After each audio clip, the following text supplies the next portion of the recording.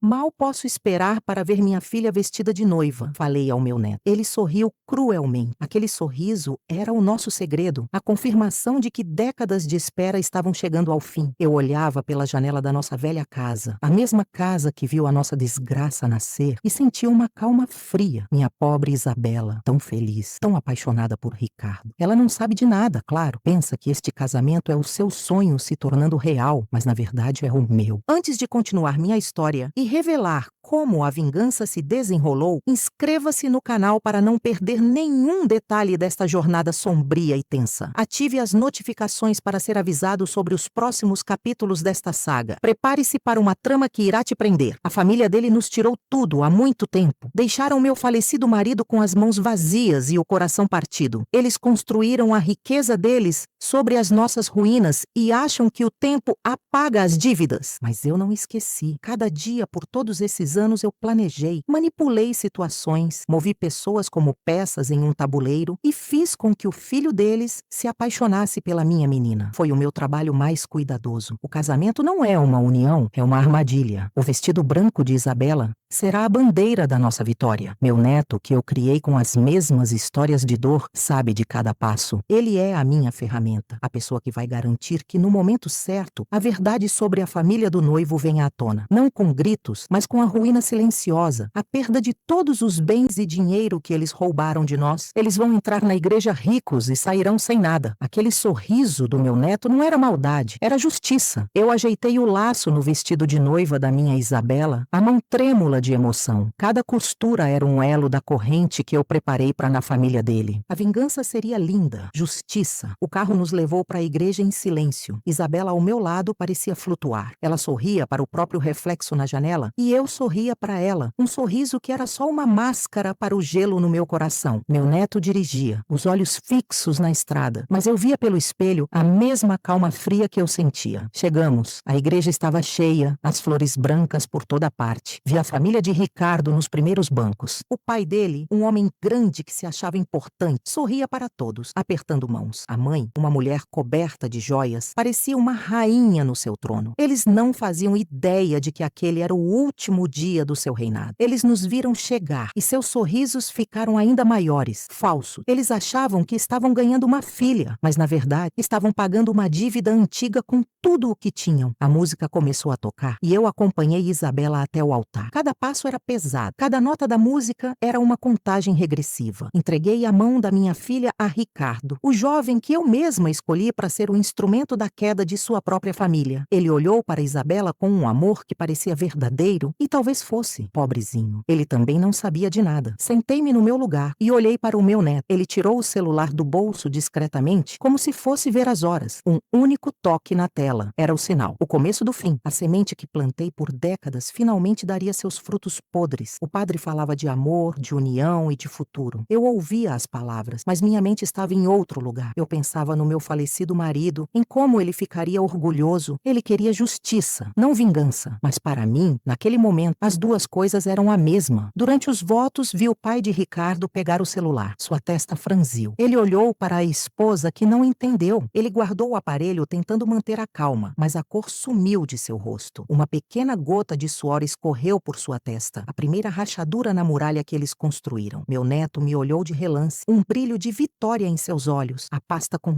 todos os documentos, as provas de anos de negócios sujos, de dinheiro escondido, de tudo o que eles fizeram para nos destruir e para construir a riqueza deles, tinha acabado de ser enviada, não para uma pessoa, mas para todas as pessoas importantes, sócios, banqueiros, autoridades. Uma avalanche silenciosa que soterraria o nome e os bens e dinheiro deles para sempre. A cerimônia continuou. Isabela e Ricardo disseram sim. Todos aplaudiram, mas os aplausos da família deles soaram fracos, preocupados. Na festa, a notícia se espalhou como veneno. Não houve gritos, nem acusações, apenas sussurros e olhares de pânico. Vi o pai de Ricardo em um canto, falando ao telefone com a voz baixa e desesperada. A mãe dele tentava sorrir para os convidados, mas seus olhos corriam de um lado para o outro, procurando uma saída que não existia. Os convidados do lado deles começaram a ir embora mais cedo, com desculpas esfarrapadas. O castelo de cartas estava desabando, peça por peça, em completo silêncio. Meu neto se aproximou e parou ao meu lado, observando a cena. Está feito, avó? Ele disse baixinho. Eu assenti, sem tirar os olhos da minha obra. Olhei para a pista de dança. Lá estava a minha Isabela, dançando com o seu marido. Ela ria, feliz, nos braços do homem que em poucas horas descobriria que não tinha mais nada no mundo além da roupa do corpo. Aquele sorriso dela, tão puro, foi a única coisa que me causou uma pontada de dor. Eu tinha conseguido a minha justiça, a vingança.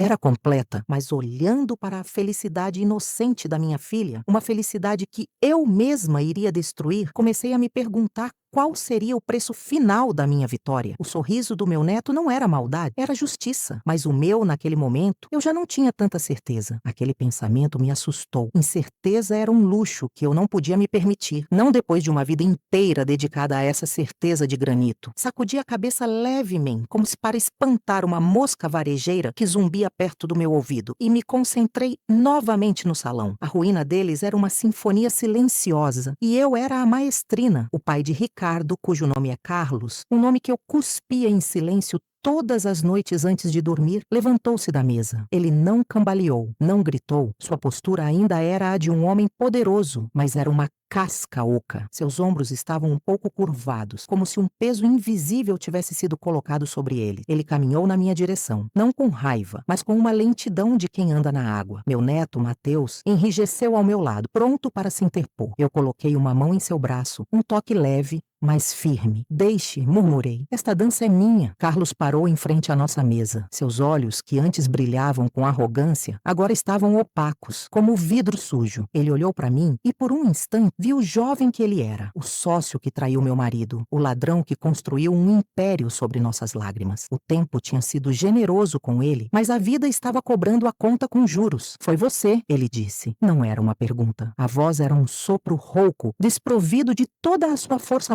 habitual. Eu peguei minha taça de água e tomei um gole demorado, sentindo o líquido frio descer pela minha garganta. Coloquei a taça de volta no lugar com um cuidado exagerado, o pequeno barulho do cristal na toalha, soando muito alto no meio da nossa bolha de silêncio. Uma dívida? É uma dívida, Carlos, respondi, minha voz calma e nivelada. Algumas apenas demoram mais para serem pagas. Ele balançou a cabeça. Um movimento pequeno, quase imperceptível. Minha família, meu filho, eles não têm nada a ver com isso. Um riso seco, sem humor, quase escapou dos meus lábios, mas eu o contive. Sua família desfrutou dos frutos da árvore que você plantou com sementes roubadas. Você achou que eles não se sujariam com a mesma terra? Ricardo é um bom rapaz, eu admito, mas ele é seu filho, ele carrega seu nome. E hoje, seu nome virou pó. Ele abriu a boca para dizer algo mais, mas sua esposa, Beatriz, chegou ao seu lado. Ela o agarrou pelo braço, as unhas pintadas de vermelho, cravando-se no tecido caro do terno. Carlos, vamos embora. Agora. Ela sibilou, lançando-me um olhar que misturava ódio e pânico. Ela não precisava entender os detalhes. Ela entendia de status, de aparência. E ela sabia, instintivamente, que a festa havia acabado. Para sempre. Eles se viraram e foram embora. Um rei e uma rainha destronados, caminhando para o exílio em seu próprio castelo. Não olharam para trás. As pessoas abriram caminho para eles. Um corredor de sussurros e olhares curiosos. A música na pista de dança parou por um instante. O DJ sentindo a mudança no ar e depois recomeçou, mais baixa, quase como um lamento. Foi nesse momento que Isabela percebeu. Sua dança com Ricardo parou no meio de um passo. Ela olhou para os pais dele saindo apressadamente, depois para o rosto de Ricardo, que agora estava pálido e confuso, olhando para o celular que vibrava sem parar em sua mão. Ele não estava mais vendo a noiva linda em seus braços. Ele estava vendo o abismo que se abria a seus pés. O que está acontecendo? Isabela perguntou, a voz dela chegando até mim, fina e preocupada. Ricardo não respondeu. Ele apenas olhou para o celular, depois para a porta por onde seus pais saíram, e então seus olhos encontraram os meus, do outro lado do salão. Havia confusão neles, mas também uma faísca de compreensão, de suspeita. Ele sabia de alguma forma que a origem de tudo aquilo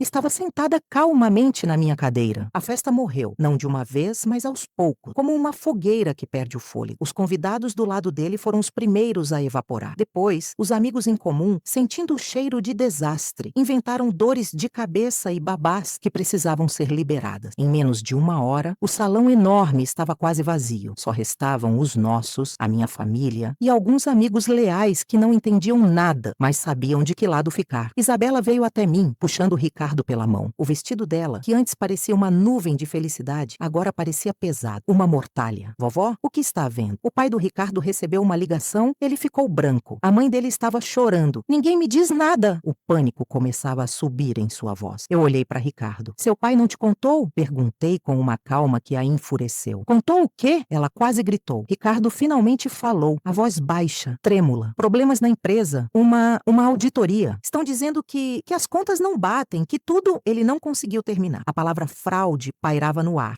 pesada e suja. Eu me levantei, ajeitei meu vestido, uma velha senhora se preparando para ir para casa depois de uma festa. É tarde, eu disse. Vamos para casa, Mateus. Vovó, Isabela insistiu, bloqueando meu caminho. As lágrimas brilhavam em seus olhos. Você sabe de alguma coisa, não sabe? Eu vi o jeito que o pai dele olhou para você. O que você fez? O que você fez? A pergunta que eu esperei por 30 anos. Eu fiz justiça, minha neta, falei, a voz ainda suave. Algo que seu avô deveria ter tido há muito tempo. Passei por ela sem dar mais explicações. Mateus me seguiu, um guarda-costas silencioso. No caminho para o carro, eu não olhei para trás, mas pude senti-la parada ali, no meio do salão vazio, a mão de seu marido na sua, o começo de uma vida juntos. Já em ruínas, a viagem de volta para casa foi em silêncio. A noite lá fora estava escura e fria. As luzes da cidade passavam como borrões. Mateus dirigia com uma concentração absoluta, suas mãos firmes no volante. Ele não precisava falar. Ele tinha cumprido seu papel com perfeição. Quando chegamos à nossa velha casa, a mesma de sempre, a mesma que guardava todas as nossas dores, eu senti um cansaço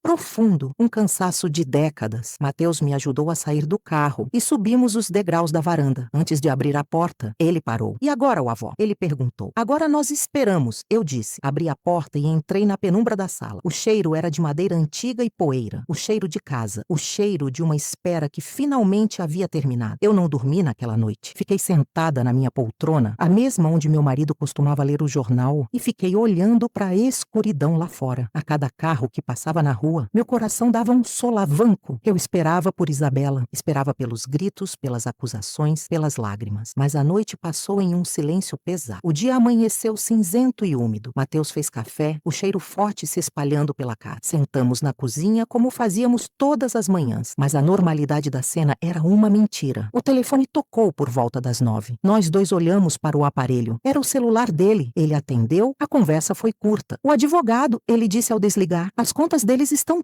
todas congeladas. Ninguém entra. Ninguém sai. A ordem judicial saiu de madrugada. Os sócios estão em pânico. A notícia vai estourar na imprensa a qualquer momento. Bom, foi tudo o que eu disse, tomando um gole do meu café. Estava amargo. E então, o telefone de casa tocou. O velho aparelho na parede, que quase nunca era usado. Meu coração falhou uma batida. Era ela. Mateus fez menção de atender, mas eu levantei a mão. Deixa, é pra mim. Caminhei até o telefone, o coração martelando no peito. Respirei fundo e atendi. Alô, vovó? A voz de Isabela estava quebrada, rouca de tanto chorar. Vovó, é verdade? O que é verdade, minha querida? Perguntei, a voz saindo mais trêmula do que eu gostaria. O que o Ricardo está me dizendo? Que a sua família, que o vovô, que a empresa deles foi construída com o dinheiro que roubaram de nós? Que tudo é uma mentira? O silêncio do outro lado da linha era uma ferida aberta. Não é uma mentira, Isabela. É a verdade que eles esconderam por todos esses anos. E você sabia? Você sabia o tempo todo? A voz dela subiu, ganhando força. Uma força que vinha da dor e da traição. Você me usou. Você fez eu me apaixonar por ele. O nosso namoro, o nosso casamento, foi tudo um plano seu? A pontada de dor que senti na festa voltou, mas agora era uma faca se cravando no meu peito. A felicidade inocente dela. Eu não tinha apenas destruído a família de Ricardo. Eu tinha envenenado as memórias mais felizes da minha própria neta. Eu fiz o que era preciso para ter justiça. Eu disse, a minha própria voz soando fraca aos meus ouvidos. Justiça? Ela riu. Um som horrível, quebrado. Você chama isso de justiça? Destruir a vida dele? Destruir a minha vida? Eu Eu amo, vovó. O que você acha que vai acontecer agora? Nós não temos nada. O apartamento que íamos morar, o dinheiro que ganhamos de presente, o carro, tudo era deles. Tudo foi bloqueado. Estamos na casa de um amigo, com uma mala de roupa cada um. É essa a sua vitória? Me ver sem teto no dia seguinte ao meu casamento? Cada palavra era um golpe. Eu não tinha pensado nisso, nos detalhes práticos, na humilhação. Eu pensei na queda do império, não nos escombros que atingiriam minha própria neta. Você tem a nós, Isabela. Você pode voltar para casa, ofereci desesperada. Voltar para casa? Ela repetiu, a voz cheia de incredulidade. Voltar para a casa onde a minha desgraça foi planejada? Olhar para a senhora e para o Mateus e ver os arquitetos da minha dor? Não, vovó, eu não tenho mais casa. E então ela desligou. O som do telefone mudo foi o mais alto que eu já ouvi na vida. Fiquei parada com o fone na mão, o plástico frio contra a minha pele. Mateus estava ao meu lado, o rosto sério. Ela vai entender com o tempo, ele disse, mas sua voz não tinha convicção. Eu balancei a cabeça. Não, ela não vai, e não deveria. Coloquei o fone no gancho e voltei para a minha poltrona. A vitória tinha um gosto de cinzas na minha boca. Eu tinha ganhado a guerra, mas no processo tinha colocado uma bomba no coração da minha própria família. O preço final da minha vitória não era uma pergunta para o futuro. O preço estava ali, naquela ligação, no silêncio ensurdecedor da minha casa. E eu sabia, com uma clareza terrível, que começaria a apagá-lo a partir daquele exato momento e por todos os dias que me restavam de vida. Os dias que se seguiram foram estranhos. Uma mistura de notícias externas vitoriosas e um silêncio interno sepulcral. A televisão não falava de outra coisa. Escândalo no Império Almeida, diziam as manchetes. Mostravam fotos de Carlos, antes um homem imponente em eventos de caridade, agora entrando apressado em um tribunal, o rosto coberto por um jornal. Mostravam Beatriz saindo de sua mansão com caixa, o rosto inchado de choro, as joias e os vestidos de grife substituídos por uma expressão de derrota. Era tudo o que eu tinha imaginado. A humilhação pública, a perda de tudo. Mateus me mantinha informado dos detalhes. Os sócios, para salvar a própria pele, entregaram Carlos de bandeja. As provas que nós enviamos eram irrefutáveis. Contas em paraísos fiscais, contratos falsos, desvio de dinheiro que se estendia por décadas, começando com a falência fraudulenta da empresa que ele tinha com meu marido. A justiça, a oficial, estava sendo feita. Lenta, burocrática, mas estava acontecendo. Eu deveria estar exultante. Cada notícia deveria ser um bálsamo na minha alma ferida. Mas cada vez que o rosto de Carlos aparecia na tela, eu via o rosto de Ricardo. E cada vez que via o rosto de Ricardo, eu via a dor nos olhos de Isabela. Ela não ligou mais. Nenhuma mensagem, nenhuma notícia. Era como se ela tivesse sido apagada da nossa vida. Eu ligava para o celular dela, mas caía direto na caixa postal. A mensagem gravada, com sua voz feliz e jovem, era uma tortura. Oi, aqui é a Isabela. Deixe seu recado que eu retorno assim que puder. Eu nunca deixava. O que eu poderia dizer? Uma semana depois do casamento, a campainha tocou. Era fim de tarde.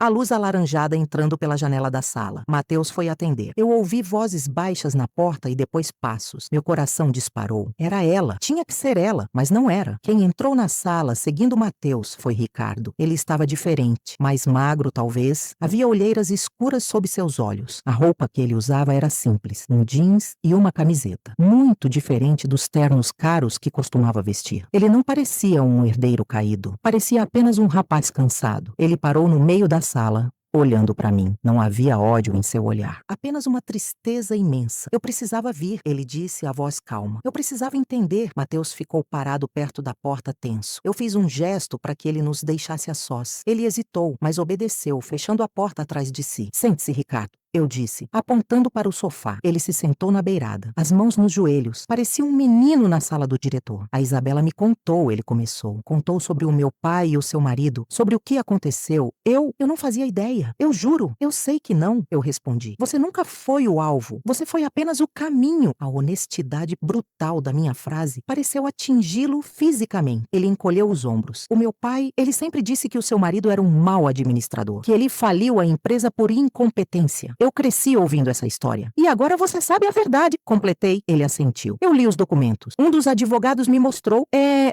pior do que eu imaginava. Ele não apenas roubou o seu marido, ele destruiu o nome dele, a reputação. Fez todos acreditarem que a culpa era dele. Eu apenas observei esperando. Ele não tinha vindo até aqui para me contar o que eu já sabia. Eu não vim defender meu pai. Ele continuou como se lesse meus pensamentos. O que ele fez foi monstruoso. Ele merece pagar por isso. Minha mãe, ela também sabia sabia. Ela sempre soube. Eles vão perder tudo. E é justo. Eu entendo isso. Ele fez uma pausa, respirando fundo. Mas a Isabela, a senhora entende o que fez com ela? Eu fiz isso por ela, pelo futuro dela, para que ela não vivesse uma mentira, casada com o filho do homem que destruiu nossa família. Minha voz soava defensiva, mesmo para mim. Ricardo balançou a cabeça, um sorriso triste no rosto. A senhora não entende. A senhora acha que o amor é feito de nomes e de histórias do passado. O nosso amor era real. É real. A gente estava feliz. A gente ia construir uma vida. A senhora não deu a ela um futuro. A senhora roubou o presente dela. O presente dela era uma farsa, construído sobre dinheiro sujo. Era o nosso presente. Ele levantou a voz pela primeira vez, mas logo abaixou. Era o que a gente tinha. Era o que importava. A senhora acha que ela está melhor agora? Morando de favor num quarto nos fundos da casa de uma amiga, trabalhando de garçonete à noite pra gente poder pagar o aluguel de um lugarzinho no mês que vem, porque eu não tenho um centavo. Meu nome está na lama. Ninguém me dá emprego. É essa a justiça que a senhora queria para ela? As palavras dele me atingiram como pedras. Garçonete? Minha Isabela, com sua faculdade e seus talentos, servindo mesas? A imagem era tão absurda, tão dolorosa, que eu não consegui responder. Ela não te odeia, ele disse mais suavemente. E isso é o que mais me assusta. Ela está quebrada por dentro. Ela te ama. E a senhora a atraiu da forma mais cruel que existe. Usou o amor dela como uma arma. Ela não consegue sentir raiva. Ela só sente dor. Uma dor que eu não sei como consertar. Ele se levantou. Eu só vim aqui para dizer isso, para que a senhora soubesse. A sua vingança foi um sucesso. A senhora venceu. Mas olhe ao seu redor e veja o que a sua vitória te custou. Ele se virou e foi embora. Mateus abriu a porta para ele e eles trocaram algumas palavras que não consegui ouvir. Depois, a porta da frente se fechou e a casa ficou em silêncio novamente. Mas era um silêncio diferente. Antes era o silêncio da espera. Agora era o silêncio do vazio. Naquela noite, pela primeira vez em 30 anos, eu chorei. Chorei pelo meu marido, pela vida que nos foi roubada. Chorei pela minha filha, a mãe de Isabela, que cresceu sem o pai que merecia. E chorei por Isabela, minha menina, minha neta, que estava pagando o preço mais alto por uma guerra que não era dela. As lágrimas queimavam meu rosto, mas não lavavam a culpa. A justiça era fria, a vingança era amarga. E o amor que eu dizia sentir pela minha família, tinha se transformado em um veneno que eu mesma preparei e servi. Os meses se arrastaram, transformando o outono em um inverno rigoroso. A casa parecia mais fria do que o normal, apesar do aquecedor ligado. O processo contra Carlos Almeida avançava nos jornais. Ele foi condenado. A pena não foi tão longa quanto eu gostaria, alguns anos de prisão, mas a verdadeira sentença era a ruína financeira e social. A mansão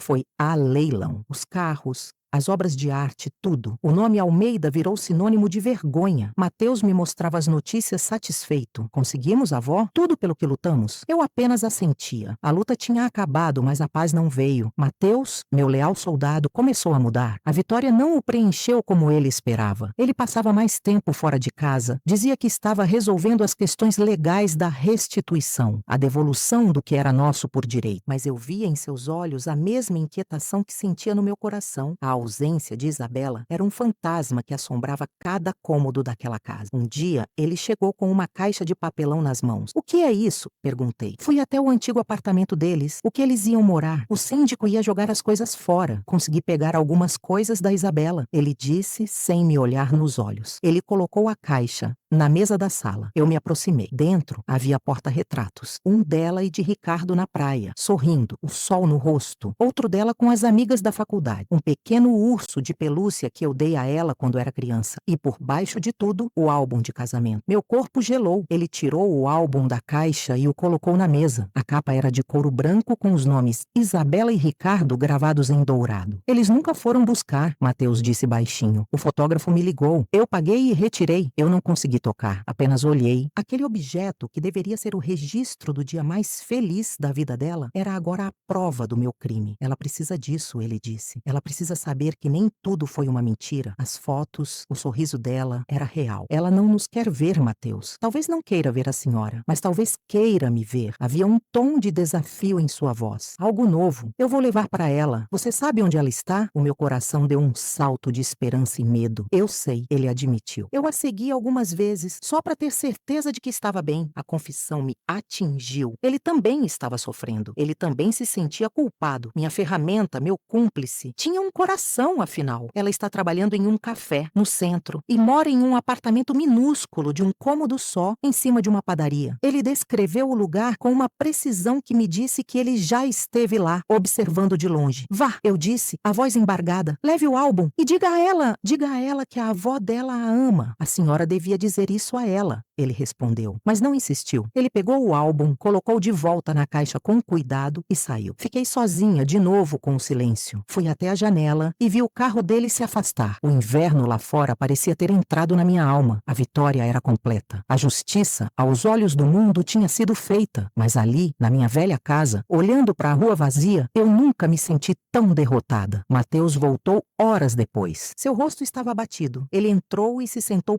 pesadamente no sofá, sem dizer uma palavra. Então, perguntei, incapaz de suportar o suspense. Ele olhou para as próprias mãos. Eu a encontrei. Ela estava saindo do trabalho. Parecia cansada. Ele fez uma pausa. Eu dei a caixa a ela. Ela abriu ali mesmo, na calçada. Quando viu o álbum, começou a chorar. Eu fechei os olhos. A imagem se formando na minha mente. Minha neta chorando na rua por causa de um presente meu. Ela me agradeceu, ele continuou. Disse que achava que essas fotos tinham se perdido para sempre. Que era a única coisa boa que tinha sobrado daquele dia. E o que mais? Ela disse mais alguma coisa? Eu pressionei. Mateus finalmente olhou para mim. Havia uma tristeza profunda em seus olhos. Uma tristeza que eu nunca tinha visto antes. Ela perguntou como a senhora estava. E eu disse a verdade. Eu disse que a senhora não está bem, que a casa está vazia e que a sua vitória não te trouxe felicidade. Ele parou, engolindo em seco. E então ela disse algo que eu não vou esquecer. Ela disse, diga a ela que a vingança não preenche o vazio, só cava um buraco ainda maior ao lado do que já existia. Ele se levantou e foi para o seu quarto, me deixando sozinha com as palavras dela ecoando na minha cabeça. Um buraco ainda maior. Era exatamente isso. Eu passei a vida inteira focada em preencher o buraco deixado pela morte e pela traição do meu marido. E para isso, cavei um abismo entre mim e a única pessoa que realmente importava. Neste ponto da minha vingança, me pergunto, vocês já planejaram algo tão meticuloso e calculado quanto eu? Contem suas experiências nos comentários enquanto a história continua. Naquela noite, tomei uma decisão. A vingança tinha acabado. A justiça tinha sido feita. Agora, era hora de tentar consertar o que eu havia quebrado. Se é que ainda havia conserto. Na manhã seguinte, pela primeira vez em meses, eu saí de casa por um motivo que não era ir ao médico ou ao mercado. Eu me vesti com cuidado, escolhendo um vestido simples. Chamei um táxi. Dei ao motorista o endereço que Mateus me deu, o endereço em cima da padaria. O caminho foi uma tortura. Cada semáforo vermelho era uma chance de desistir, de mandar o motorista voltar para a segurança da minha solidão. Mas eu continuei. Eu precisava fazer isso. O prédio era velho, a pintura descascada. O cheiro de pão fresco da padaria no térreo se misturava com o cheiro de umidade do corredor estreito. Subia os 2 lances de escada, o coração batendo forte a cada degrau. A porta dela era a última do corredor. Número 204. Parei em frente a ela, a mão levantada para bater, mas congelada no ar. E se ela não abrisse? E se ela me mandasse embora? O que eu diria? Desculpe por ter arruinado sua vida, mas eu te amo. As palavras pareciam vazias, inúteis. Respirei fundo e bati. 3 batidas leves. Esperei. O silêncio do outro lado da porta era absoluto. Bati de novo, um pouco mais forte. Ouvi um barulho lá dentro, passos se arrastando. A fechadura girou. A porta se abriu uma fresta. E lá estava ela. Isabela. Parecia mais magra, o rosto pálido, mas os olhos dela eram os mesmos. Grandes, expressivos e agora cheios de surpresa e dor. Nós ficamos nos olhando por um longo momento. Nenhuma de nós falou. O corredor parecia ter ficado sem ar. Vovó? Ela sussurrou a voz fraca. Posso entrar, minha filha? Pedi a minha própria voz falhando. Ela hesitou por um segundo que pareceu uma eternidade.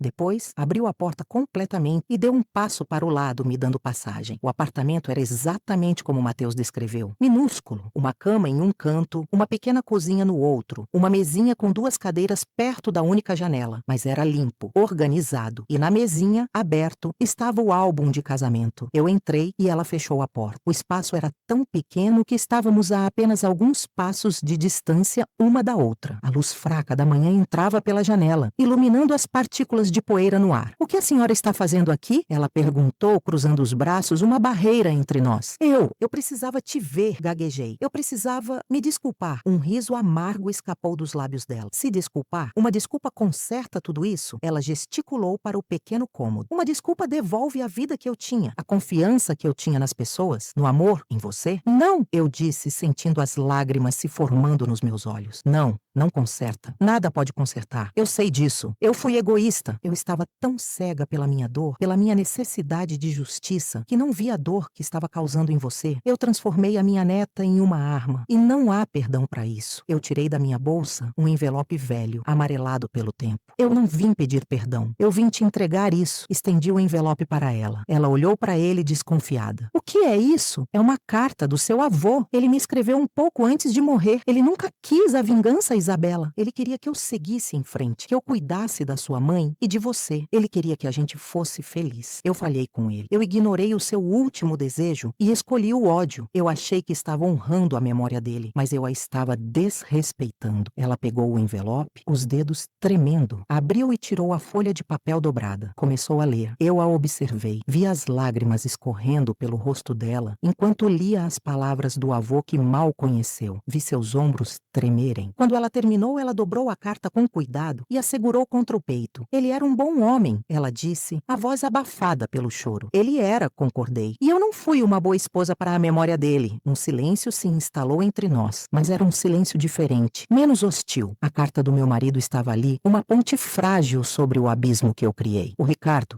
Ele está bem? Perguntei com o coração na mão. Ela secou o rosto com as costas da mão. Ele está tentando. Conseguiu um emprego de entregador. Ele trabalha 16 horas por dia. Nós vamos conseguir. Juntos. Havia um orgulho na voz dela. Uma força que eu não esperava. Ela não era mais a menina feliz e inocente do casamento. Ela era uma mulher forjada no fogo que eu mesma acendi. E ela tinha sobrevivido. Mais do que isso, ela estava lutando. Eu sei que não posso pedir nada. Comecei, a voz embargada. Mas eu quero ajudar. O dinheiro, uma parte do que era nosso por direito foi liberada. É seu. Para vocês começarem de novo. Ela balançou a cabeça imediatamente. Não, eu não quero esse dinheiro. É o dinheiro da sua vingança. Nós vamos conseguir sozinhos, com o nosso trabalho, com as nossas mãos. A recusa dela doeu, mas eu entendi. Aceitar o dinheiro seria aceitar o que eu fiz. E ela não podia fazer isso. Eu entendo, eu disse, minha voz um sussurro. Eu só queria que você soubesse que eu me arrependo, não da justiça, mas do preço que você teve que pagar. Se eu pudesse voltar no tempo, eu faria tudo diferente. Ela me olhou por um longo tempo. O sol lá fora ficou mais forte e a luz inundou o pequeno apartamento. Eu não sei se um dia eu vou conseguir te perdoar, vovó, ela disse com uma honestidade brutal. O que a senhora fez? Quebrou uma coisa dentro de mim, a minha confiança. Eu assenti, aceitando a sentença. Mas, ela continuou, e meu coração parou. Mas você ainda é a minha avó, a única que eu tenho. E eu não quero passar o resto da minha vida sem você. As lágrimas que eu segurava finalmente vieram. Um dilúvio de dor, arrependimento e um pingo de alívio. Eu dei um passo à frente e pela primeira vez em muitos meses abracei minha neta. Ela estava rígida no começo, mas depois lentamente seus braços me envolveram também. Nós choramos juntas no meio daquele apartamento minúsculo, em cima de uma padaria barulhenta. Era um abraço desajeitado, cheio de dor e de coisas não ditas. Não era um final feliz, não era um perdão completo, mas era um começo. Eu tinha conseguido a minha justiça. A vingança era completa, mas a vitória era oca e fria. O verdadeiro prêmio, a única coisa que realmente importava era aquele abraço frágil. E eu sabia que passaria o resto dos meus dias tentando merecê-lo. A dívida com o passado estava paga, mas a dívida com o futuro da minha família, essa eu estava apenas começando a quitar. O abraço se desfez tão lentamente quanto começou. Fiquei ali, com as mãos no ar por um segundo, sem saber o que fazer com ela. Isabela deu um passo para trás, limpando o rosto com a manga da blusa simples que usava. Ela não me olhava mais com ódio, mas com um cansaço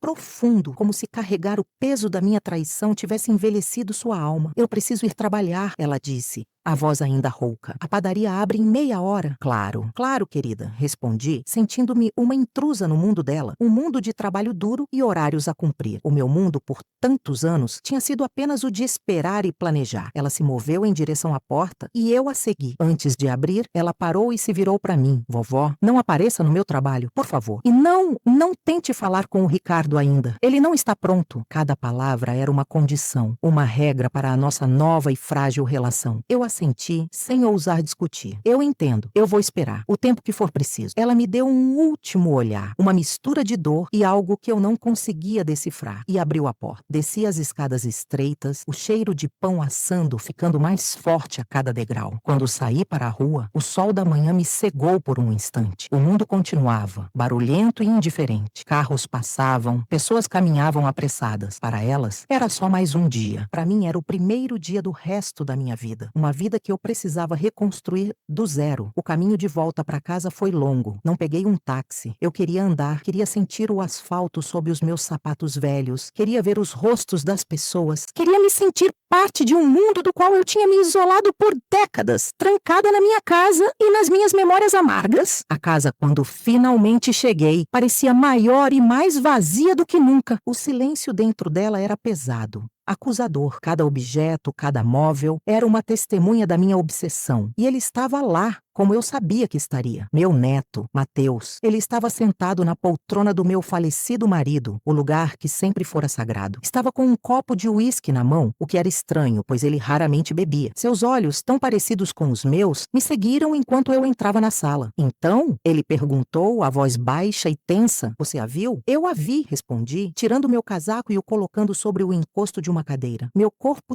todo doía. "E ela está sofrendo? Está destruída como planejamos?" Havia uma expectativa ansiosa em sua voz, a ânsia de um caçador esperando a confirmação da presa abatida. Foi naquele momento que a ficha realmente caiu. O veneno que eu cultivei por tanto tempo não tinha apenas me infectado, tinha criado raízes profundas nele. Eu me sentei no sofá de frente para ele. "Ela está sofrendo, Mateus, mas não está destruída. Ela está lutando. Ela e o Ricardo estão trabalhando, vivendo num lugar minúsculo, mas estão juntos, estão construindo algo." Ele franziu a testa, sem entender. "Construindo? Com que dinheiro? Eles não têm nada. Nós garantimos isso com as próprias mãos", eu disse, e as palavras de Isabela ecoaram na minha mente. "Com o trabalho deles?" Mateus soltou uma risada curta, sem humor. "Ah, por favor, avó, não seja ingênua. Isso é só uma fase." Em alguns meses eles estarão se odiando, culpando um ao outro pela miséria. A pobreza corrói tudo. Nós sabemos disso melhor do que ninguém. Não, Mateus. Eu vi os olhos dela. Eu vi a força que ela tem, a força que eu mesma dei a ela sem querer. Respirei fundo. Eu pedi desculpas. O copo em sua mão parou a meio caminho da boca. Ele me encarou, os olhos se estreitando. "Você o quê?" Eu pedi desculpas a ela e entreguei a carta do seu avô. Ele se levantou de um salto, o uísque balançando perigosamente no copo. "A carta? Aquela carta? Você jurou que nunca a mostraria a ninguém. Era a fraqueza dele, a prova de que ele desistiu. Nós concordamos que a memória dele seria a de um lutador, não a de um covarde que pede para seguir em frente. Ele não era um covarde." Minha voz se elevou, cheia de uma fúria protetora que eu não sentia há anos. "Ele era um homem bom, cansado de tanto ódio. Um ódio que eu alimentei, um ódio que eu passei para você. Eu estava errada, Mateus, completamente errada." "Errada?" ele gritou, o rosto vermelho. "Nós vencemos. Eles estão no chão. A família Ferraz, que nos humilhou, que nos roubou, agora não é nada. O nome deles é uma piada na cidade. Ricardo, o herdeiro de tudo, é um entregador. Nós conseguimos tudo o que queríamos. E agora você diz que estava errada? E o que nós ganhamos com isso?" Eu perguntei, a voz subitamente calma, mas cortante. "Olhe ao seu redor, esta casa vazia. Eu e você, sozinhos. Isabela, minha neta, vivendo num buraco porque eu destruí a vida dela. Isso é vitória para você? Transformar nossa família em pedaços? Eu perdi minha neta, Mateus. Eu quase a perdi para sempre por causa de um orgulho estúpido, de uma vingança que não trouxe meu marido de volta. Nem um único dia de felicidade." "Felicidade?" ele zombou. "Isso nunca foi sobre felicidade. Foi sobre justiça. Olho por olho." "Não, isso foi sobre ódio", corrigi. "E o ódio só gera mais ódio. Eu não quero mais isso. Eu vou ajudar a Isabela. Vou fazer o que for preciso para que ela e o Ricardo tenham uma vida decente." Ele me olhou como se eu fosse uma estranha. A avó que o criou, que sussurrou histórias de vingança em seu ouvido, como se fossem contos de fadas, tinha desaparecido. Em seu lugar estava uma velha arrependida. Para ele era uma traição. "Você não vai", ele disse, a voz gélida. "O dinheiro que recuperamos, uma parte é minha. Eu não vou permitir que você dê um centavo para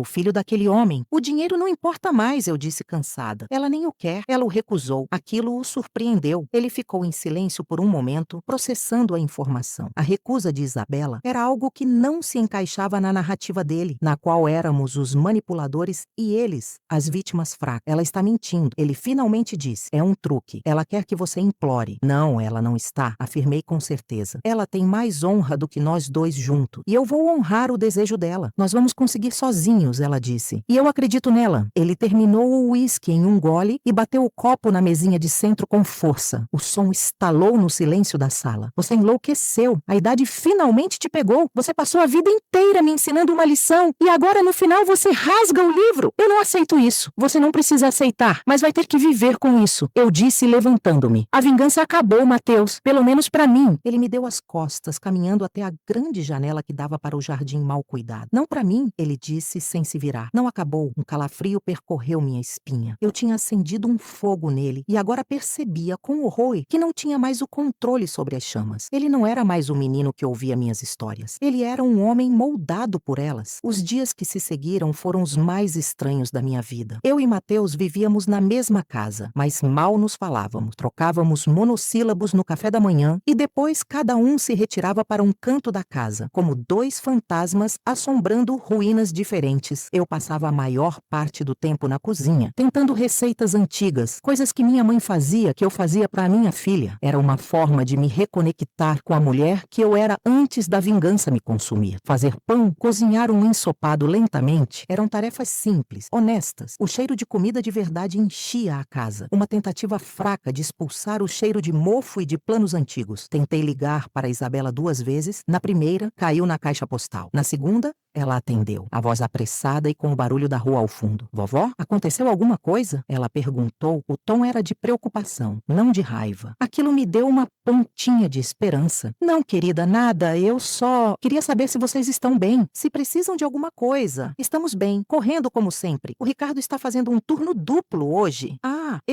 Eu fiz uma lasanha. Muita lasanha. Pensei que talvez vocês quisessem um pouco, para não terem que cozinhar quando ele chegar. A oferta saiu da minha boca antes que eu pudesse pensar. Parecia uma coisa tão normal, tão de avó. Houve uma pausa do outro lado da linha. Eu prendi a respiração. Sem compromisso, apressei-me em dizer: eu posso deixar na portaria da padaria. Você pega quando puder. Não precisa nem me ver. É só comida. Outra pausa, mais longa. Tudo bem, ela disse, por fim. Obrigada. Desliguei o telefone com o coração batendo forte. Era uma pequena vitória, mas parecia imensa. Embalei a lasanha na melhor travessa que tinha, junto com pães de alho que tinha acabado de assar. Não pedi para Mateus me levar. Fui de ônibus. Senti-me quase jovem de novo, com um propósito, uma missão simples e boa. Deixei o pacote com o porteiro da padaria, um senhor simpático que me olhou com curiosidade. Não deixei bilhete. A comida falaria por si. Naquela noite, eu não consegui dormir. Fiquei imaginando se eles tinham gostado, se tinham comido juntos, cansados depois de um dia de trabalho. Se por um momento, o gosto de uma comida caseira tinha lhes trazido algum conforto. Era uma esperança frágil, mas era tudo o que eu tinha. Uma semana depois, decidi fazer algo que me assustava mais do que confrontar Mateus. Eu queria ver Ricardo, não para falar com ele como Isabela havia pedido, mas apenas para ver. Eu precisava ver com meus próprios olhos o homem que ele havia se tornado. O peão que eu tinha movido com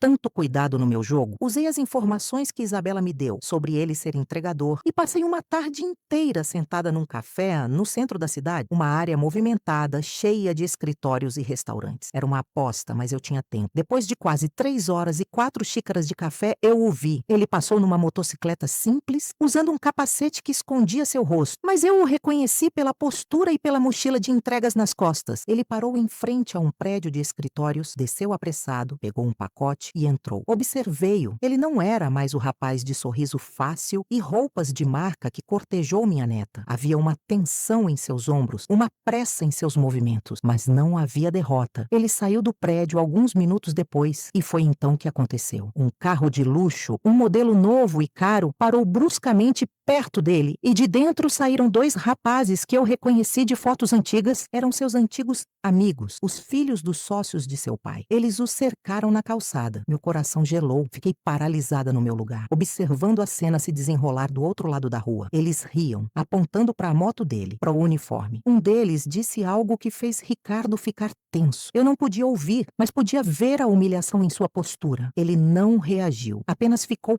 parado, o capacete na mão, aguentando a provocação. O Ricardo que eu conhecia, o herdeiro orgulhoso, teria partido para a briga, mas este homem não. Ele estava diferente. Um dos rapazes empurrou seu ombro. O que foi, Ferraz? O gato comeu sua língua? Ou a vidinha de pobre te deixou manso? Ricardo levantou a cabeça e olhou para eles. E mesmo à distância, eu vi. Não havia ódio em seus olhos. Havia pena. Ele disse algo curto, balançou a cabeça e se virou para subir na moto. O rapaz o empurrou de novo, mais forte. Estou falando com você, foi quando outra pessoa interveio. Um vendedor de rua, um homem mais velho que vendia água e refrigerantes numa caixa de isopor, se aproximou. Ele disse algo aos rapazes, em tom severo. Os dois olharam para o vendedor com desprezo, mas depois olharam ao redor. As pessoas na rua estavam começando a parar para olhar. Com um último xingamento, eles voltaram para o carro e saíram cantando pneu. Ricardo se virou para o vendedor e apertou sua mão. Eles trocaram algumas palavras. Ricardo até sorriu, um sorriso cansado, mas genuíno. Depois, colocou o capacete, subiu na moto e partiu, desaparecendo no trânsito. Eu fiquei ali, sentada, tremendo. Eu tinha feito aquilo com ele. Eu o tinha despido de seu nome, de sua fortuna, de seus amigos. E no processo, sem querer, eu o tinha despido de sua arrogância também. O homem que eu vi ali, sendo defendido por um vendedor de rua, era mais digno do que o príncipe que eu planejei derrubar. Ele tinha aprendido a humildade da forma mais dura possível. E ele não tinha se quebrado. Voltei para casa sentindo um novo tipo de vergonha. Minha vingança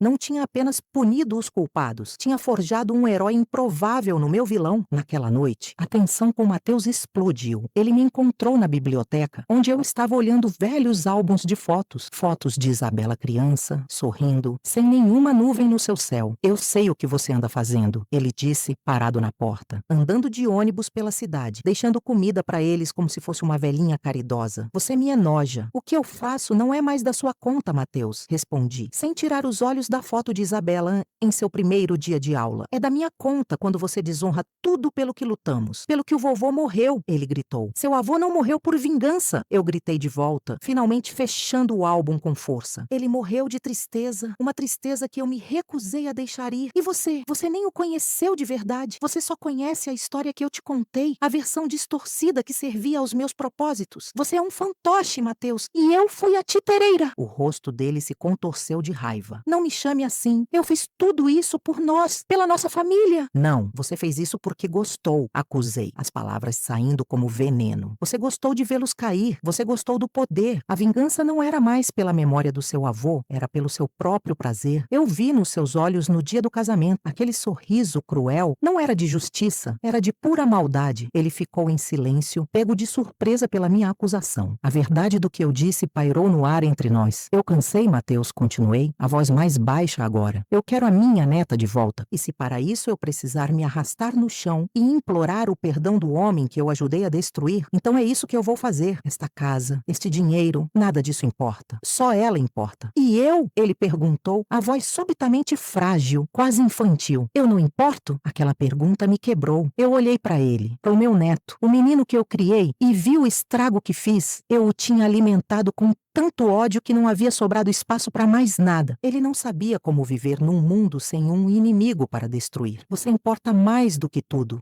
eu disse, com lágrimas nos olhos. É por isso que eu preciso parar, porque este caminho vai destruir você também. Já está destruindo. Ele balançou a cabeça, recusando-se a acreditar. Você escolheu ela. Eu não estou escolhendo ninguém. Eu estou escolhendo o amor em vez do ódio. Estou escolhendo construir em vez de destruir. Eu te imploro, meu filho, venha comigo. Abandone isso. Nunca. Ele cuspiu a palavra. Ele se virou e saiu da biblioteca, batendo a porta atrás de si. Na manhã seguinte, ele tinha ido embora. Deixou apenas um bilhete na mesa da cozinha. Vou terminar o que começamos, com ou sem você. Fiquei sozinha na casa imensa, com os fantasmas do passado e o medo do futuro. Eu tinha conseguido um começo com Isabela, mas tinha provocado uma guerra com Mateus, a dívida com o futuro da minha família. Eu percebi, não era apenas sobre consertar o que eu quebrei, era sobre impedir que o monstro que eu criei quebrasse o resto. Minha verdadeira batalha estava apenas começando. Espero que tenham compreendido minha decisão, mesmo que ela seja obscura. Me digam nos comentários o que acharam da minha vingança. Deixem o like e se inscrevam para não perder os próximos vídeos, onde contarei mais sobre o que aconteceu após a cerimônia.